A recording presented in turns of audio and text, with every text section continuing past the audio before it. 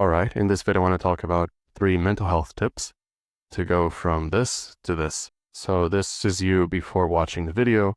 This will be you after watching the video. So let's get started. So first one, quit social media, which is easier said than done. I've tried to do it for years unsuccessfully, but here's what actually worked for my case. So I was insanely addicted to all the social media apps. Discord, YouTube, Instagram, Twitter, etc. Tried a bunch of softwares to block the apps, to block access. Of course, it didn't work because they're pretty easy to disable. The only thing that ever fixed my addiction was deactivating the accounts or deleting them. And currently, my Discord account is deleted, my Instagram is deactivated, my Twitter account is deleted, and I completely stopped using them. This was the only thing that ever worked for my case. And yeah, I don't really lose anything by not watching Twitter, I think. Twitter is, for example, a massive source of misinformation. Instagram is just a waste of time because of Instagram Reels. If you have real friends, they're likely already on your contact phone and WhatsApp anyway. Discord, again, is just way too addictive. What I did was basically the real friends that I had. I asked what their WhatsApp number is, and if I want, I can talk to them from there. And so I could delete the apps without losing anything. I do use YouTube, of course. That's where I upload videos. But I barely watch any YouTube, and if I do, it's on my computer, not on my phone. Number 2, use a flip phone or a dumb phone as your main one, so putting your SIM card in there. I decided to try this after watching a hair cafe video, and basically it was the best thing I did for mental health. It was more impactful than stuff that you would think that is more important. And the reason I say that is because I can isolate variables. I know how I feel on the days that I look better or look worse, or have a job or don't have a job, or exercise or don't exercise, etc., or socialize more or less. And by far the biggest predictor of how happy I am on any given day, from my experience, is basically screen time. And using a flip phone was by far the best thing I did to reduce screen time. This solved my smartphone addiction problem. I used to be on my smartphone more than 4 hours a day, which was insane. And of course, I was addicted to social media like everyone else. It was terrible for extreme social comparison. It was terrible for productivity. It was a massive waste of time.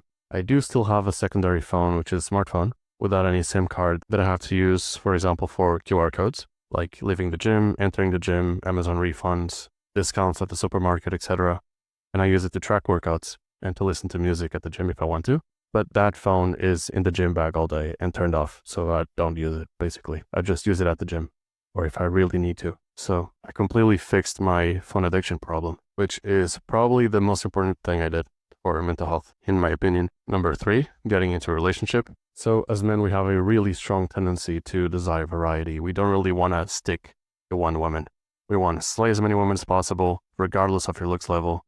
But the data shows that will not make you happy anyway. There is no correlation between having more sex and being happier in single men. But there is that correlation in men and couples. So all the best available evidence shows that happiness in men peaks at one intimate partner, and it's the same thing for women, even if men say they desire more than one. So natural doesn't mean ideal for happiness. The natural thing for men is to want as many partners as possible, but the ideal for happiness for men is to just have one. So that's another example of natural not being better. And it is easier to get an LTR than it is hookups. Women have told me this a ton in real life, but basically on dating apps, they're flooded with men, both average and ugly ones, that just want short-term stuff. So basically, women are overrepresented in the amount of people that want long-term stuff as opposed to short-term. And it's the opposite for men. And this is both based on what women tell me in real life. It's based on what my partner tells me. And also I've done multiple experiments in the past, or changed the gender for a little bit to check my competition, for example. And it all points in the same direction. Dating apps are flooded with men, not just attractive men, but also ugly and average-looking men that just want short-term stuff. There's a disconnect between what women want and what men want, which, of course, is explained by biology. Like I said, it's pretty natural. But then again, natural doesn't mean ideal. And in my personal experience, once I switched intentions from I don't know and from I want short-term stuff to actually wanting long-term stuff, dating apps became easier for me on average. It was actually easier to get dates. It was actually easier to match. The matches were higher quality, etc. Most women get turned off if you don't know what you want and if you want short-term stuff. So to me, that made my dating life easier when I said I wanted a relationship. There are other things I did that helped, but that was definitely one of them that absolutely helped me personally to get an easier time dating. So summary, first, quit social media, even if it means you have to deactivate or delete the accounts. Number 2, use a flip phone or a dumb phone. I use a flip phone personally, and that's where my SIM card is.